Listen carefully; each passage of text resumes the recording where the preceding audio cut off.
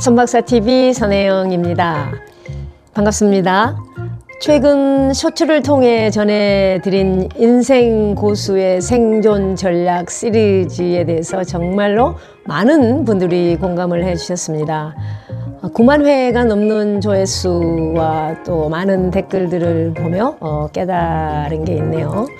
우리 모두는 어떻게 하면 더 품격 있게 또 그러면서도 단단하게 나를 지키며 살 수 있을까를 정말 치열하게 고민하고 있다는 사실인 거죠.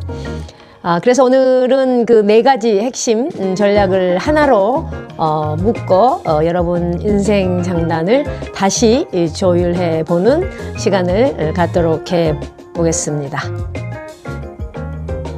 여러분, 혹시 오늘 하루도 아니요 라고 말해야 할 순간에 그냥 얼떨결에 네 라고 답하고 뒤돌아서 후회하진 않으셨을까요?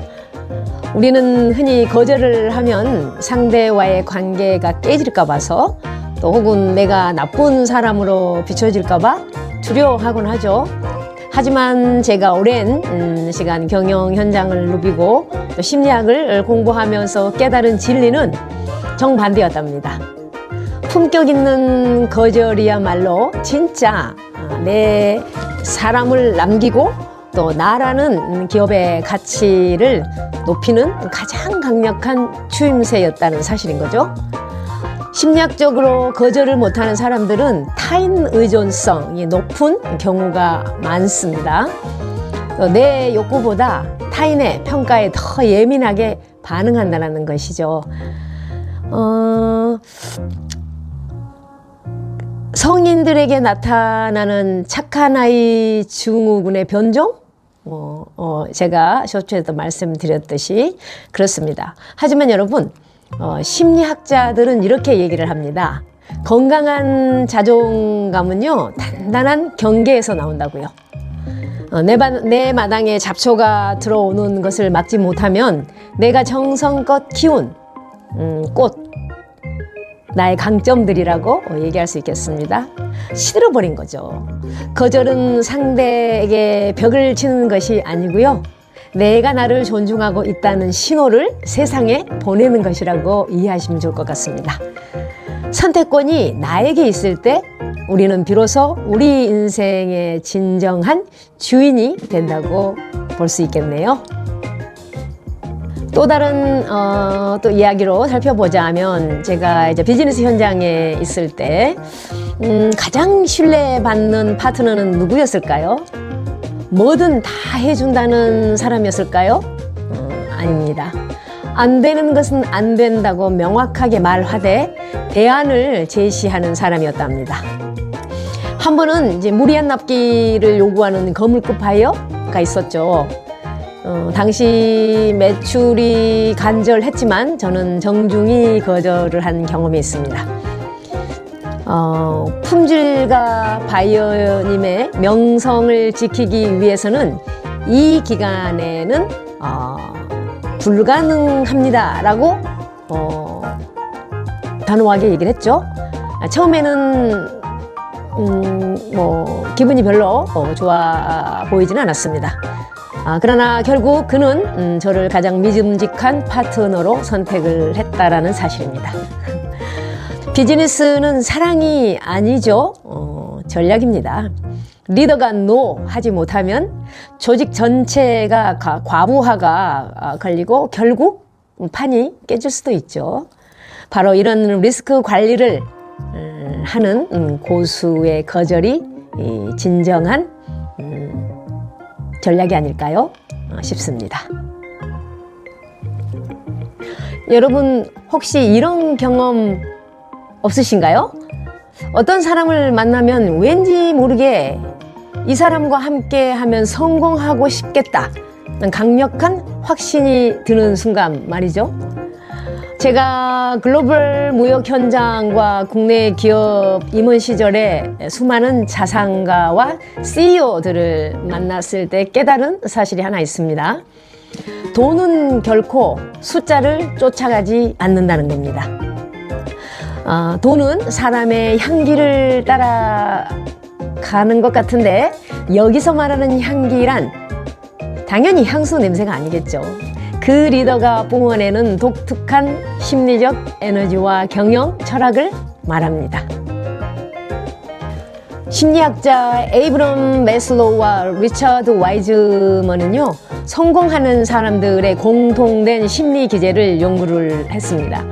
가장 큰 차이는 바로 풍요의 심리입니다. 그러니까 돈이 붙지 않는 리더는 늘 부족함에 매몰되어 있고요. 당장 눈앞에 이익이 사라질까봐 전전긍긍 한다고 보죠. 자, 이를 결핍의 심리라고 얘기합니다.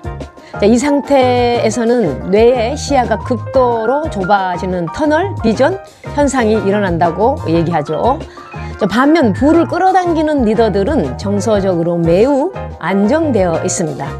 시장이 좀 흔들려도 이것은 일시적인 장단일 뿐 결국 나에게 더 큰 기회가 올 것이라는 정서적 향상성을 유지합니다. 이 여유가 타인에게 신뢰를 주고 결국 귀인과 자본이 그 리더 주변으로 몰려들게 만드는 심리적 향기가 되는 것이라고 얘기할 수 있겠죠. 또 다른 학문적으로 살펴보자면 경영학적 관점에서는 돈이 붙는 리더는 단순히 운이 좋은 사람이 아니라는 거죠. 그들은 전략적 인내의 고수들입니다. 글로벌 기업 더갭 본사나 또 국내 임원 시절 제가 본 고수들은요, 파도를 억지로 만들려 하지 않았다는 겁니다. 대신 거대한 파도, 즉 운의 흐름이 올 때까지 조직의 체력을 비축하며 기다렸다는 점이죠. 이것을 현대 경영학에서는요, 옵셔널러치 전략이라고 합니다. 리스크가 발생했을 때 이를 손실로 보지 않고요, 다음 성장을 위한 귀한 데이터, 자산화하는 능력, 그리고 바이어와의 협상 테이블에서 당장의 계약보다 지속 가능한 파트너십이라는 더 큰 가치를 먼저 제안하는 안목, 이런 경영적 태도가 시장에서 품격 있는 리더라는 평판을 만들고요, 그 평판이 곧 가장 강력한 부의 마그넷이 된다고 볼 수 있습니다. 여러분, 우리는 평생 좋은 사람이 되기 위해 애써 왔습니다. 저 역시도 비즈니스 현장 경영을 하든 가정을 꾸리든 인맥이 곧 자산이라는 믿음으로 마당에 수많은 나무를 심었었죠. 그런데 말입니다, 나이 60을 넘기고 보니 무성하게 자란 건 아름다운 꽃이 아니라 나를 지치게 하는 인연에 잡초 드릴 때가 있더라고요. 심리학에는 에너지 보존의 법칙이라는 이론이 있습니다. 관계에도 적용이 되고 있죠. 진화 심리학자 로빈 덤바는 인간이 맺을 수 있는 안정적인 관계의 수는 최대 150명? 네, 이 덤바의 수라고 합니다. 하지만 나이가 들수록 우리가 쓸 수 있는 심리적 에너지는 줄어든다는 사실이죠.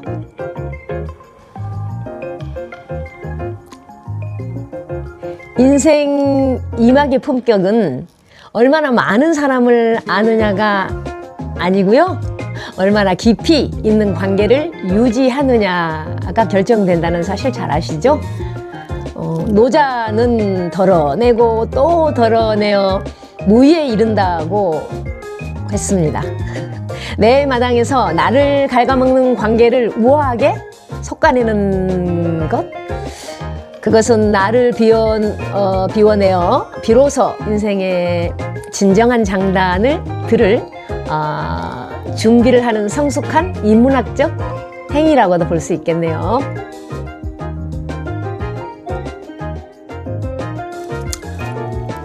우리는 흔히 아이를 키울 때 무조건적인 공감과 칭찬이 중요하다고 배웁니다. 하지만 발달 심리학의 관점에서 보면은요, 방향성 없는 공감은 오히려 아이의 자아 형성을 방해할 수 있다고 합니다. 아이는 스스로 자신의 감정을 명명하지 못합니다. 이때 필요한 것이 하인지 콧이 강조한 거울 효과, 미러링이라고 얘기합니다. 할머니가 아이의 행동을 세밀히 관찰하고 네가 지금 장난감이 안 맞춰져서 좌절감을 느끼고 있구나 라고 객관적으로 되돌려 줄 때 아이는 비로소 자신의 내부 상태를 인지하기 시작한다는 거죠. 이것이 바로 메타인지, 즉 생각에 대한 생각의 시작점입니다. 조부모의 정교한 관찰은요, 아이가 자신의 인지 과정을 스스로 모니터링할 수 있는 상위 인지 능력을 발달시키는 최고의 환경이 된다고 볼 수 있습니다. 제가 아들을 살려냈을 때 썼던 가장 큰 힘도 바로 이 관찰이었답니다. 아이의 약점이 아니라 아이 안에 숨겨진 작은 강점의 신호를 끝까지 관찰해내는 것이죠. 사랑하는 시청자 여러분, 손주에게 물려줄 유산은요, 통장 잔고가 아닙니다. 아이가 스스로 믿고 세상의 장단에 맞설 수 있게 만드는 관찰의 기업입니다. 당신의 따뜻한 응시가 아이를 위대한 설계도로 만든다는 사실 잊지 마시기 바랍니다.